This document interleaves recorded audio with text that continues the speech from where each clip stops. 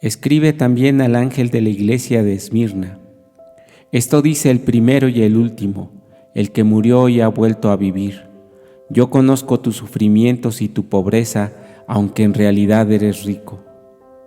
Y sé lo mal que hablan de ti los que dicen ser judíos, pero no son otra cosa que una congregación de Satanás. No tengas miedo de lo que vas a sufrir, pues el diablo meterá a la cárcel a alguno de ustedes, para que todos ustedes sean puestos a prueba, y tendrán que sufrir durante 10 días. Mantente fiel hasta la muerte, y yo te daré la vida como premio. El que tiene oídos oiga lo que el Espíritu dice a las iglesias. Los que salgan vencedores no sufrirán ningún daño de la segunda muerte.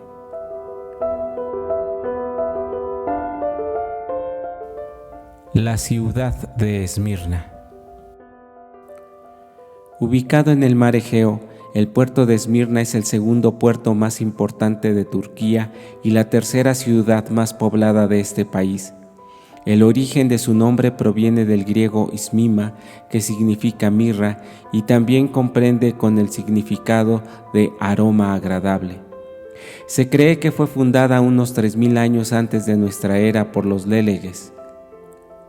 A lo largo de su historia mantuvo guerra con otras ciudades-estado como Éfeso y Pérgamo, y fue dominada por los principales imperios mencionados por la palabra de Dios, persas, griegos y romanos. Dentro de la palabra de Dios es mencionada únicamente en el libro del Apocalipsis. Sin embargo, dos ciudades importantes en la predicación como fueron Éfeso y Mileto, el evangelio floreció. Así que no hay duda de que el evangelio se propagó por esta ciudad desde el tiempo apostólico. La importancia de la Iglesia de Dios en Esmirna tiene doble valor. Primero, por la predicación del Evangelio desde su origen y durante la expansión de la Iglesia de Dios que Cristo fundó. Luego, por su importancia profética y como parte de la historia de la Iglesia de Dios, siendo un testimonio de la fe, abnegación y persistencia de los hermanos que sobrellevaron un periodo amargo y lleno de persecuciones, muerte física, se mantuvieron firmes en una riqueza espiritual y sobreabundó como ejemplo para las generaciones futuras de los discípulos del Maestro de Galilea. Gracias a la generación de hermanos que surgió después de la muerte de los apóstoles, a su entrega y fe, el Evangelio no se hubiera consolidado y mantenido en aquel cruel y sangriento imperio romano, significando con esto la extinción del plan divino de salvación.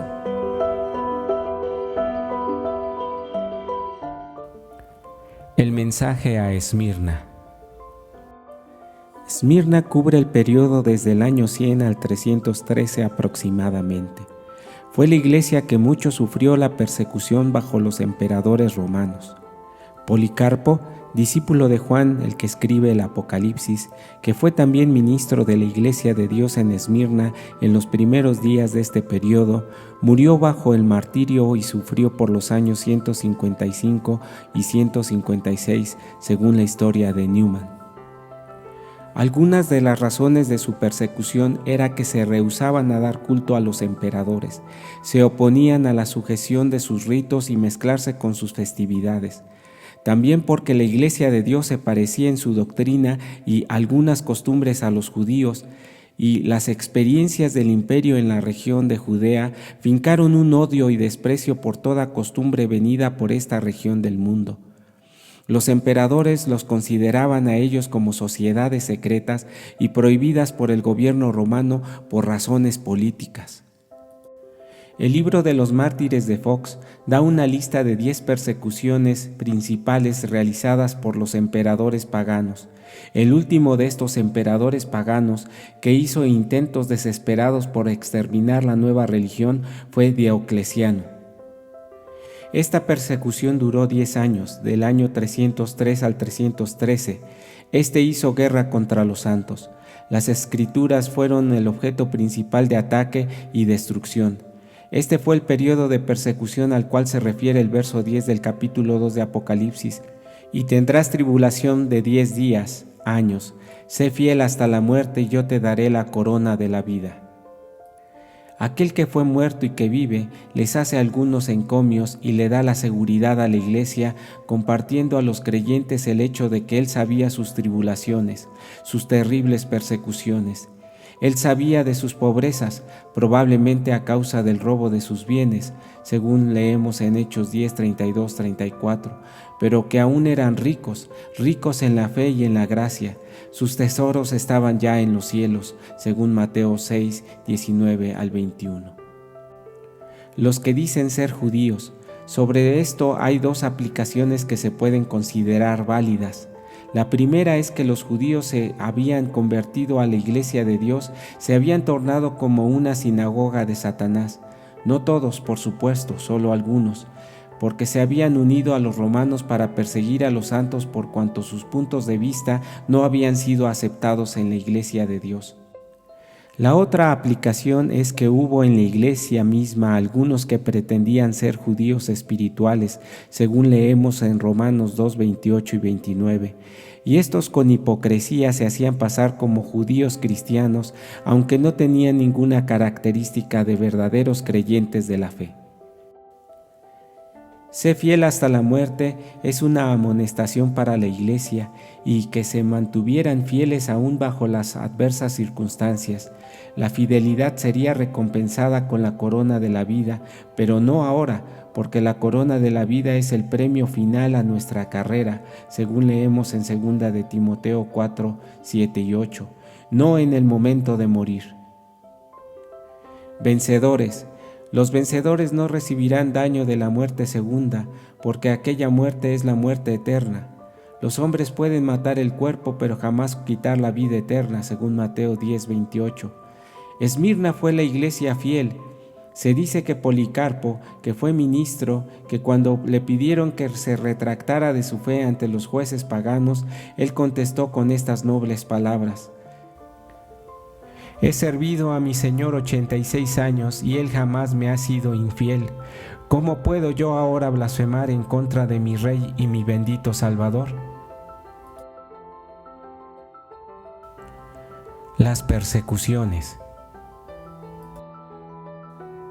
Siempre ha surgido la pregunta: ¿por qué tanta hazaña en contra de un grupo de creyentes que no mostraba ninguna oposición por cumplir su credo? La respuesta no es tan simple como parece. Es importante ubicarse en el momento y las circunstancias que el mundo y la Iglesia de Dios vivió en aquel difícil tiempo. Uno de los factores que influyeron en las persecuciones a los seguidores de Cristo o cristianos fue el hecho de que, en el enloquecimiento por el poder, los emperadores se atribuyeron títulos de dioses y este pensamiento llevó a tomar costumbres antiguas para beatificar o elevar a un grado de Dios a un emperador. De esto nació el culto a los emperadores o el culto imperial. El culto imperial inicialmente se utilizó con Julio César, dándole el título de Deu Invictus, Dios invicto, también con otros títulos como Pontifex Maximus, Pontífice Máximo, dadas las costumbres religiosas antiguas e idolátricas que tuvo Roma. Al elevar a un emperador al grado de Dios, era obligación del pueblo dar culto a tal personaje. Así que, a consecuencia de este mandato imperial, la Iglesia de Dios de los primeros siglos vivieron la persecución por no inclinarse ante la orden imperial, repitiendo lo vivido por el profeta Daniel al ser llevado al foso de los leones, según Daniel 6. Otro factor que influyó en la intolerancia del imperio contra la iglesia primitiva es que la doctrina y algunas costumbres eran muy semejantes a la doctrina y costumbres de los judíos, como era el guardar el sábado y no tener imágenes o símbolos como la cruz, no comer carnes inmundas, etc.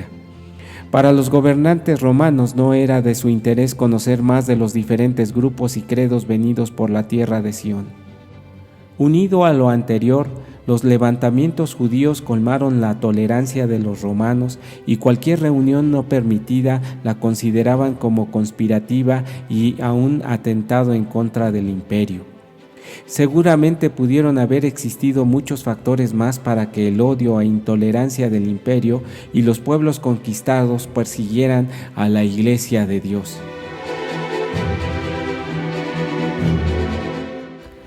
La persecución de Trajano, Adriano y Antonio Pío, año 108. El primer emperador surgido de una provincia de Roma fue Trajano, un conquistador que expandió el imperio a su máxima extensión territorial, por medio de unas cartas que son enviadas por Plinio, donde suplica la compasión para aquellas personas que seguían la doctrina de Cristo Jesús. Nos damos cuenta que aquella persecución fue hecha en el año 108.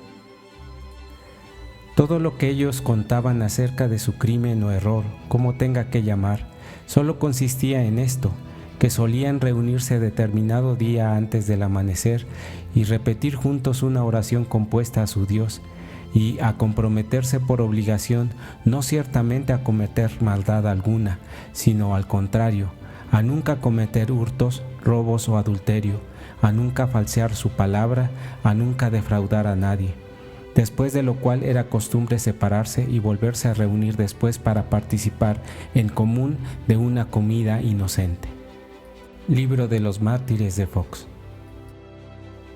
Se entiende que la misericordia de Trajano por esta solicitud disminuye y esta persecución cesaría por algún momento. Sin embargo, su sucesor, Adriano, no menguó en la intensidad por acabar con los creyentes. Para el año 138 muere Adriano y su sucesor, Antonio Pío, se muestra mucho más benevolente con la Iglesia de Dios y detiene la persecución. La persecución de Marco Aurelio, año 162. Problemas de sequía, el río Tíber cambia su cauce, plaga de langostas, guerras con los partos, marcómanos y los cuadros invaden el imperio.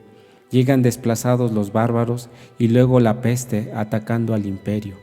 Esta fue la Roma que tomó Marco Aurelio. Al subir al poder Marco Aurelio, el emperador filósofo, pone el conocimiento por sobre toda tarea del imperio. El milagro de la lluvia, donde una plegaria a Júpiter llueve después de una grande sequía y permite el triunfo del ejército romano, marca una trayectoria idolátrica de su gobierno. Fue un emperador muy querido por su pueblo, pero sumamente severo ante los seguidores de Cristo. Sin embargo, la expansión del Evangelio se dio a pesar de la intensa persecución. Seguramente las persecuciones de Marco Aurelio contra los seguidores de Cristo fueron intensificadas por los levantamientos judíos que dieron lugar a la lucha en Masada, donde se dio la segunda diáspora. Sucede otro fenómeno. En este periodo de Roma sufre un debilitamiento de su religión y pensamientos orientales como la adoración a Isis y Mitra se introducen en la vida religiosa del imperio. Marco Aurelio muere en el año 180 y deja en su trono a su hijo Cómodo, y con esto inicia la decadencia del imperio. Durante el reinado de Marco Aurelio se da muerte a un ministro de la iglesia llamado Policarpo, de la ciudad de Esmirna.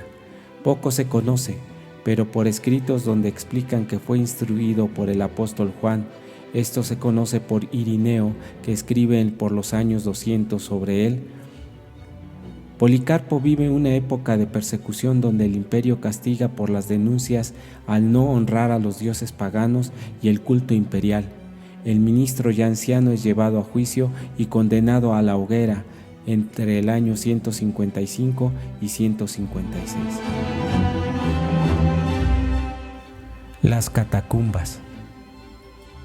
Durante el periodo de las persecuciones, en el tiempo llamado de Esmirna, el rechazo a la doctrina de Cristo obligó a la construcción de cavernas en el subsuelo de Roma o ciudades de los muertos. Hay indicios que estos lugares ya existían, sin embargo, su uso se aumentó a la muerte de los hermanos de la Iglesia de Dios. Su principal propósito por utilizar estas cavernas fue primeramente enterrar a sus seres amados, ya que la costumbre del pueblo romano era incinerar a los muertos. La costumbre de los judíos y cristianos era volver a la tierra los restos humanos. Así que la mejor opción que existía en Roma fue el sepultar en una forma discreta para no ser evidenciados y salir de la ciudad con un cuerpo, enterrándolos en las catacumbas. Las catacumbas son laberintos subterráneos muy estrechos y con nula iluminación natural. Existen hasta 4 niveles de profundidad y solo los expertos cavadores podían guiar al lugar de destino. Se ha tenido una creencia imprecisa de que los cristianos vivían en estos lugares. En realidad, solo se utilizaron como refugio temporal para culto o por cortos periodos de tiempo, cuando las persecuciones arreciaban en aquel lugar.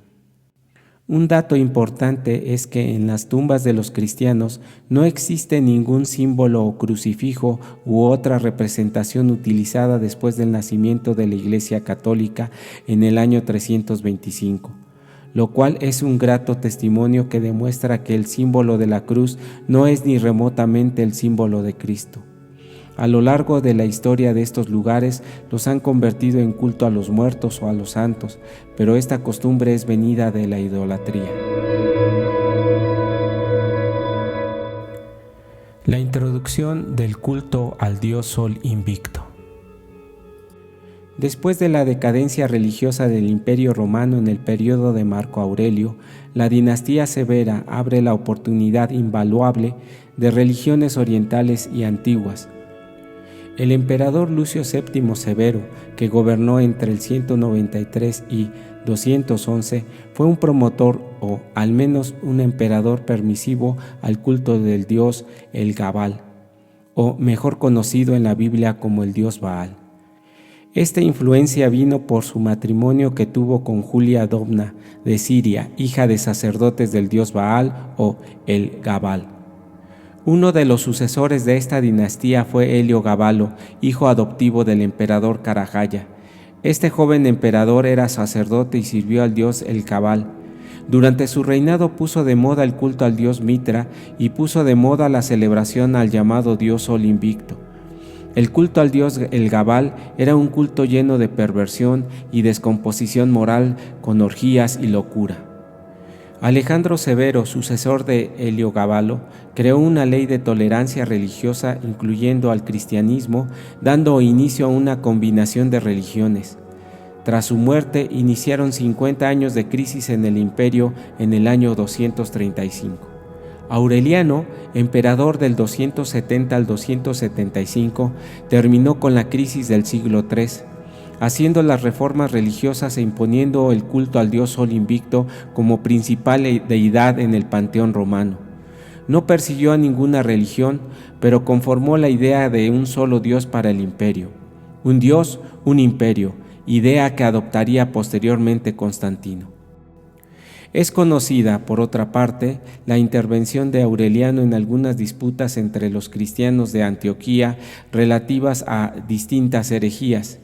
Era normal que las disputas religiosas apelaran finalmente el juicio del emperador como última instancia, si bien resultaba llamativo que los cristianos, que habían sido perseguidos recientemente por el Estado durante el gobierno de Valeriano, recurrieran finalmente al emperador para resolver este tipo de cuestiones.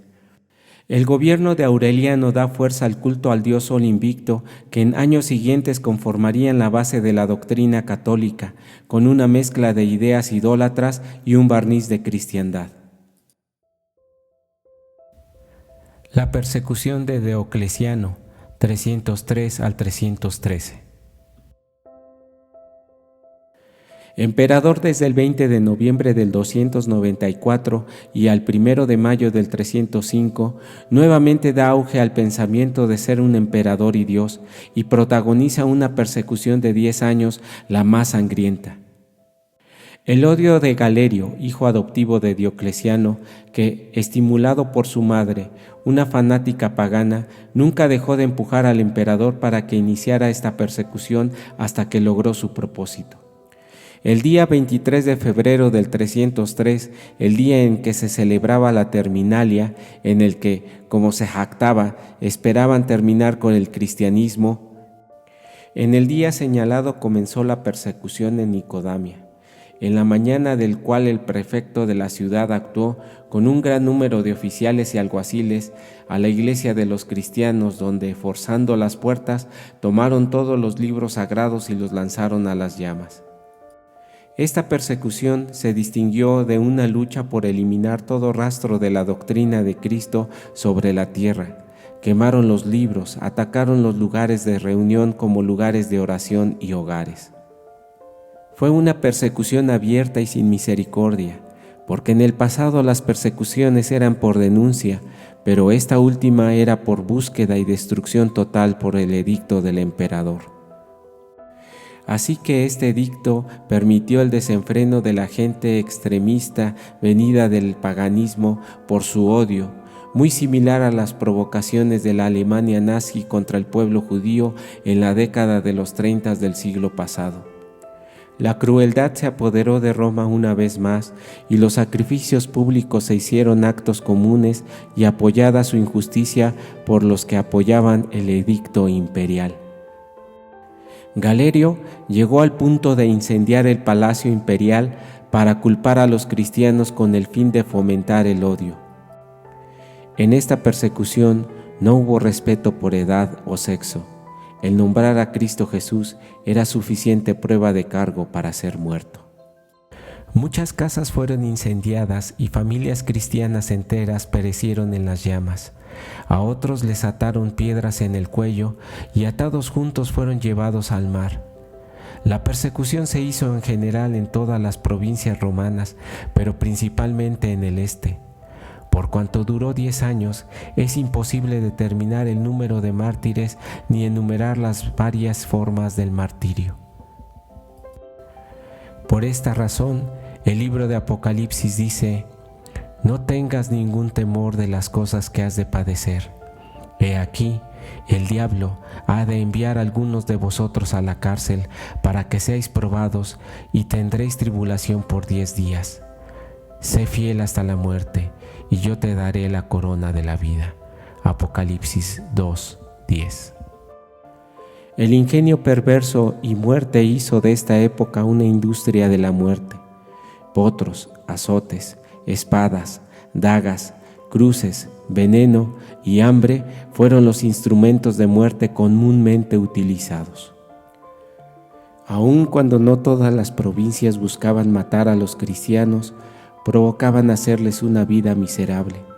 Los mutilaban o bien quemaban sus brazos y piernas, o también les quemaban la piel en lugares visibles con el objeto de denunciar su creencia. Para el año 304 la persecución se endureció. Sin embargo, la persecución duraría hasta el 313, con el reconocimiento del fracaso del edicto imperial por destruir al cristianismo por parte de Galerio. Sin embargo, el daño estaba hecho. La persecución más sangrienta había cobrado la vida de inocentes que por profesar su fe hallaron la muerte a manos de un imperio sediento de poder.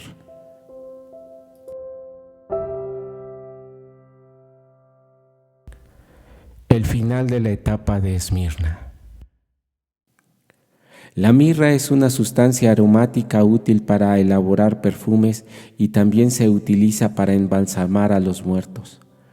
El origen del nombre de Esmirna es precisamente mirra o aroma agradable, y ese fue lo que marcó el símbolo distintivo de esta etapa en la Iglesia de Dios, un aroma agradable de fe, donde a pesar de la lucha en la sombra de la muerte, los hermanos fieles lucharon por la fe y la esperanza de la resurrección.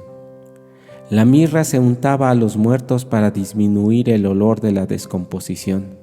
Pero para nuestros hermanos del tiempo de Esmirna se cumplió completamente el dicho del rey David: estimada es en los ojos de Jehová la muerte de sus santos. Salmo 116:15. Es muy difícil imaginar el sufrimiento vivido en aquellos años, pero gracias a la fe de los sobrevivientes a estas sangrientas persecuciones, la fe de Cristo continuaría su progreso y expansión. Ya no verían prontamente persecuciones, se transformarían las armas del enemigo, ahora confundiendo al mundo y mutando su apariencia, una época como describe el apóstol Pablo, oponiéndose y levantándose contra todo lo que se llama Dios o que se adora, tanto que se asienta en el templo de Dios como Dios, haciéndose parecer Dios. Aquel inicuo, cuyo advenimiento es según la operación de Satanás, con grande potencia y señales y milagros mentirosos, con todo engaño de iniquidad en los que perecen, por cuanto no recibieron el amor de la verdad para ser salvos. Segunda de Tesalonicenses 2, 4 al 9.